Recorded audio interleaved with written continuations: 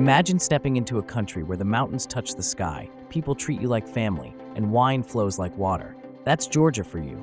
As a traveler from Poland, I had some truly unique experiences in this beautiful country. Some expected, some not so much. Let me take you through my journey. 1. Meeting a president by accident. Now, this was unexpected. I met the president of Georgia. No, really, and not at some official event. This happened in the mountains.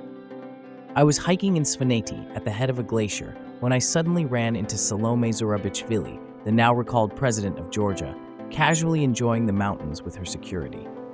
I still don't know what was more surreal, meeting a head of state in the wild, or the fact that I somehow have a photo to prove it, even though it's not very clear due to the distance. 2.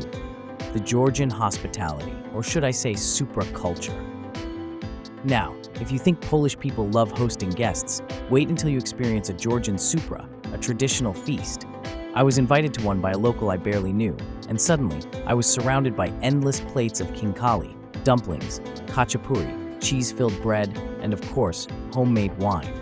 And trust me, refusing a toast? Not an option. The Georgian tamada, toastmaster, kept making speeches, and I was just trying to survive my 10th glass of wine. 3. The language challenge and a fun discovery. Georgian is nothing like Polish. The alphabet looks like something out of Lord of the Rings, and words are filled with impossible consonant clusters. But here's the funny part. There are some words that sound weirdly familiar.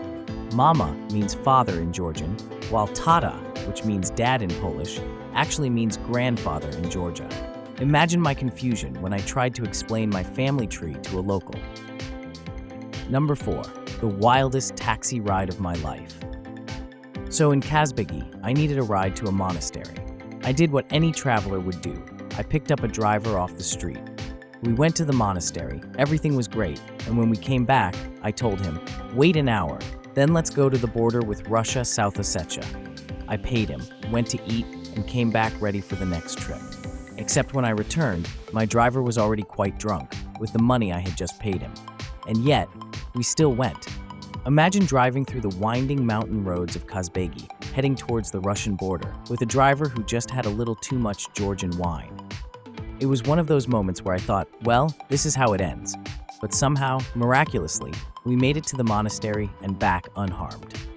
Georgian driving is already an extreme sport, but this took it to a whole new level. 5. Georgian roads, a test of courage. I thought Polish drivers were bold, but Georgian drivers, they have nerves of steel. Driving through the Caucasus Mountains felt like a real-life action movie. No seatbelts? Check. Random cows on the road? Check. Overtaking on blind turns? Oh, absolutely. If you survive a Georgian road trip, congratulations. You now have nerves stronger than any Polish winter. So why you should visit Georgia?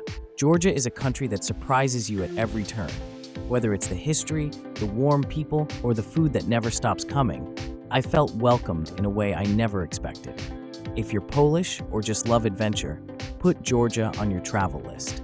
But be warned, once you try their hospitality, Polish grandma-level hosting might not feel so extreme anymore. So, what do you think? Have you been to Georgia? Would you survive a Georgian supra? Let me know in the comments below.